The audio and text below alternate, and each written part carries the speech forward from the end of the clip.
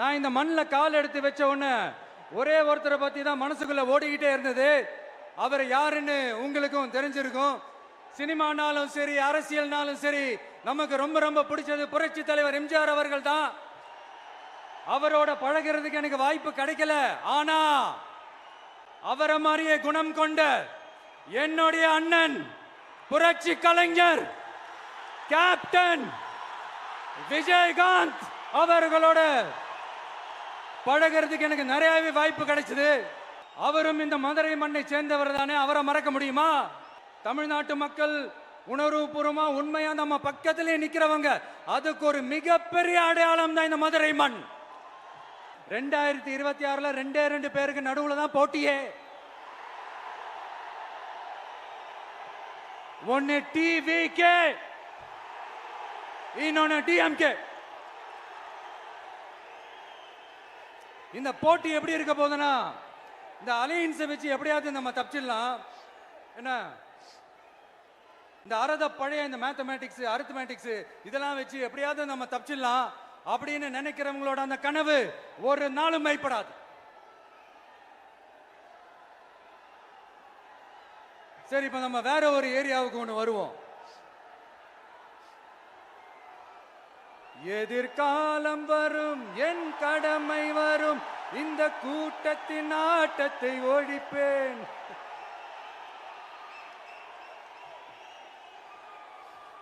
மக்கள் அரசியல் என்ற அந்த சவுக்க கையில் எடுக்கலாமா?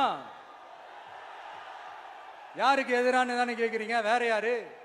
மறைமுக உறவுக்காரர்களான பாசிச பாஜகவும் பாய்சன் திமுகவும் தான். மாண்புமிகு பிரதமர் நரேந்திர மோடிஜி அவர்களே 3வது முறையா ஒன்றியத்தோட ஆட்சி அதிகாரத்தை நீங்க தானே கையில் வச்சிருக்கிறீங்க. இல்ல, நாங்க தெரியாம தான் கேட்கிறோம். நீங்க ஆட்சிக்கு வந்தது ஒட்டுமொத்த மக்களுக்கும் நல்லது செய்யவா, இல்ல நம்மளுடைய இந்த இஸ்லாமிய நண்பர்களுக்கும் இஸ்லாமிய தோழர்களுக்கும் எதிராக சதி செய்யவா? மக்களுக்கு உங்ககிட்ட கேட்கறதுக்குன்னு ஏராளமான கேள்விகள் இருக்குது. அதனால அவங்க சார்பா அவங்கள ஒருத்தனா அவங்களோட ஒரு உண்மையான ஒரு பிரதிநிதியா உங்ககிட்ட சில கேள்விகள் கேட்கணும். மிஸ்டர் பிரைம் மினிஸ்டர் அவர்களே, நம்ம தமிழ்நாட்டு மீனவர்கள் கிட்டத்தட்ட ஒரு 800 பேருக்கு மேல இலங்கை கடற்படையால தாக்கி அழிக்கப்பட்டிருக்கிறாங்க. அதை கண்டிக்கிறதுக்காக உங்களை பெருசா எதுவும் செய்ய சொல்லல. சின்னதா ஒண்ணு மட்டும் செஞ்சு கொடுங்க. இனிமேலாச்சும் எங்களுடைய மீனவர்கள் பாதுகாப்பா இருக்கிறதுக்காக இந்த கச்சத்தீவை இலங்கை கிட்ட இருந்து மீட்டு கொடுத்துருங்க, அது போதும்.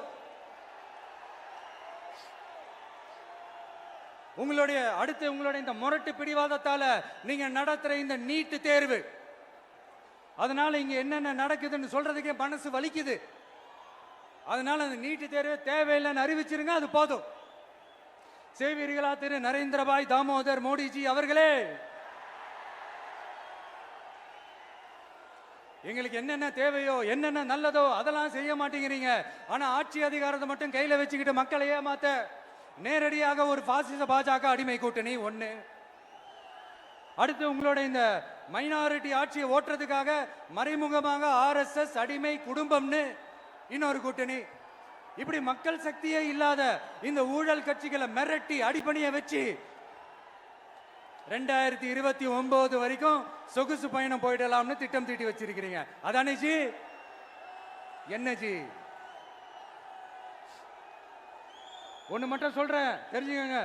என்னதான் நீங்க இந்த நேரடி மறைமுக கூட்டணி குட்டிகரணம் போட்டாலும் தாமரை இலையில தண்ணியே ஒட்டாது. தமிழக மக்கள் மட்டும் எப்படி ஒட்டுவாங்க?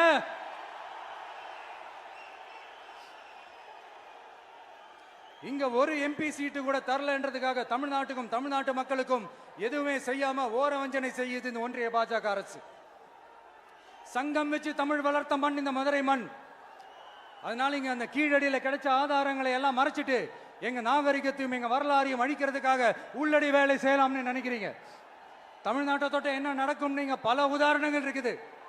அதனால இதையெல்லாம் மறைச்சிட்டு எங்க மக்களை ஏமாத்திடலாம்னு மட்டும் நினைக்காதீங்க. மத நல்லிணக்கத்திற்கு பெயர் பெற்ற இந்த மதுரை மண்ணிலிருந்து சொல்றேன், உங்க எண்ணமெல்லாம் ஒரு நாளும் ஈடேறாது.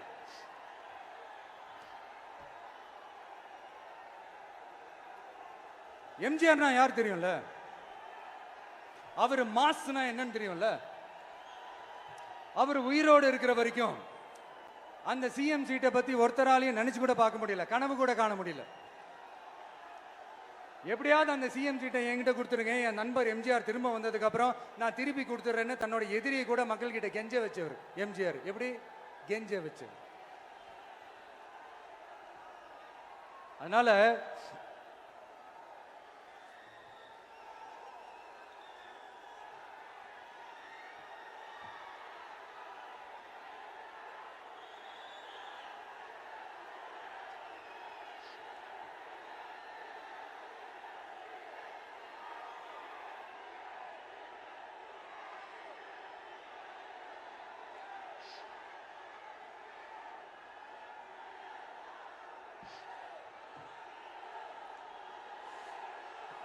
ஆனா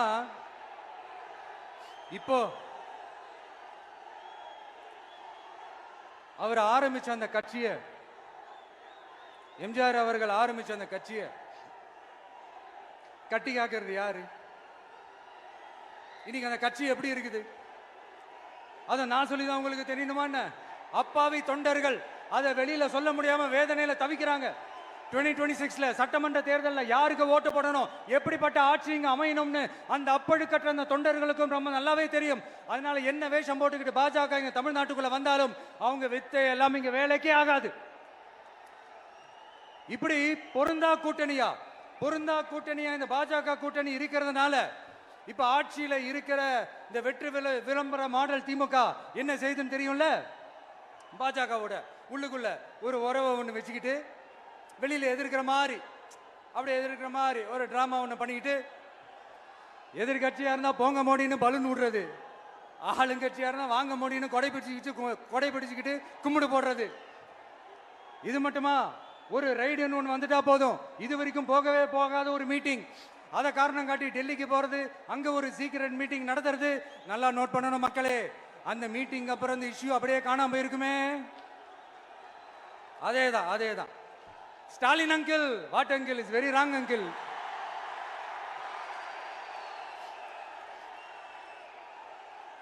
இப்படி தமிழ்நாட்டில் இப்ப நடக்கிற இந்த ஆட்சியினுடைய லட்சணத்தை பார்த்துக்கிட்டு நாம எப்படி சும்மா இருக்க முடியும்? ஒரு தவறு செய்தால், அதை தெரிந்து செய்தால், அவர் கபட நாடக மு.க. ஸ்டாலின் அங்கிளாகவே இருந்தாலும் ஊழல் இல்லாம இருக்கா? சட்டம் ஒழுங்கு சரியா இருக்கா? பெண்களுக்கு பாதுகாப்பு இருக்கா? பொதுமக்களுக்கு பாதுகாப்பு இருக்கா? இயற்கை வளங்களுக்கு பாதுகாப்பு இருக்கா? சொல்லுங்க மை டியர் அங்கிள், சொல்லுங்க. டாஸ்மாக்ல மட்டுமே இது வரைக்கும் 1000 கோடிக்கு மேல ஊழல்னு சொல்றாங்க. அதுல மட்டுமா தப்பு நடக்குது? வேற எதுல தான் நடக்கல? உலகத்திலே மிஸ்டர் கிளீன் ரெக்கார்ட்ஸ் எல்லாம் உங்களுக்கும் உங்க கூட இருக்கிறவங்களுக்கும் மட்டும்தான் அங்கிள் கொடுக்கணும். இதை பார்த்து வாயே இல்லாத ஊரு கூட வயிறு வலிக்கு சிரிக்குது. பெண்களுக்கு 1000 ரூபாய் கொடுத்துட்டீங்கன்னா போதுமா அங்கிள்? அப்படியே அதை மூடி மறைச்சிடலான்னு பாக்குறீங்களா? படிக்கிற இடத்துல, வேலைக்கு போற இடத்துல, வெளியில போற இடத்துலன்னு அவங்களுக்கு பாதுகாப்பே இல்லைன்னு ஒட்டுமொத்த பெண்களும் கதறாங்க. அந்த கதறல் சத்தம் ஏதாவது உங்க காதுல கேக்குதா அங்கிள்? இதுல வேற உங்க அப்பான்னு கூப்பிடுறாங்கன்னு வேற சொல்றீங்க. What is this uncle? Is very very wrong uncle, is very very wrong. பெண்களுக்கு மட்டுமா பொய் வாக்குறுதி கொடுத்து ஏமாத்துறீங்க? அரசு ஊழியர்கள், ஆசிரியர்களை ஏமாத்துறீங்க, விவசாயிகளை ஏமாத்துறீங்க, பரந்தூர்ல பாதிப்பே வராதுன்னு சொல்லி ஏமாத்துறீங்க, மீனவர்களை ஏமாத்துறீங்க, போதைப் பொருள் கலாச்சாரத்தை ஒழிக்காம ஏமாத்துறீங்க. ஐயோ, very very வஸ்ட் uncle, very very வஸ்ட். எப்படி கேட்டாலும் இவங்க கிட்ட இருந்து எந்த பதிலும் வரப்போறதில்லை. ஏன்னா இருந்தா தானே. இப்ப ஆட்சியில இருக்கிற நம்மளுடைய அங்கிள் பதில் சொல்றது இருக்கட்டும். மக்களை நீங்க சொல்லுங்க, நீங்க உண்மையை சொல்லுங்க. செய்வோம்னு சொன்னாங்களே, சொன்னதெல்லாம் செஞ்சாங்களா? உங்களை தான் கேக்குறேன், சொன்னதெல்லாம் செஞ்சாங்களா? சத்தமா மை டியர் அங்கிள், கேக்குதா? மக்களோட சத்தம் கேக்குதா? இது வெறும் சாதாரணமான முழக்கம் தான். கூடிய சீக்கிரம் மக்களை போய் சந்திக்க போறேன், அவங்களோட மனசு விட்டு பேச போறேன். அதுக்கப்புறம் இந்த சாதாரணமான முழக்கம் இடி முழக்கமா மாறும். அத்தோட நிக்காது. அந்த இடி முழக்கம் தமிழ்நாட்டோட போர் முழக்கமா மாறும். அந்த போர் முழக்கம் உங்களை ஒரு நிமிஷம் கூட தூங்க விடாது. நடக்குதா இல்லையான்னு பாருங்க. என்னடா இவன் இவ்வளவு ஸ்ட்ராங்கா சொல்றானேன்னு பாக்குறீங்களா?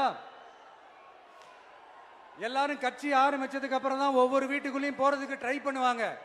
ஆனா நாங்க அப்படி இல்லை. ஒவ்வொரு வீட்டுக்குள்ளேயும் போனதுக்கு அப்புறம் தான் கட்சியாவே ஆரம்பிச்சிருக்கிறோம்.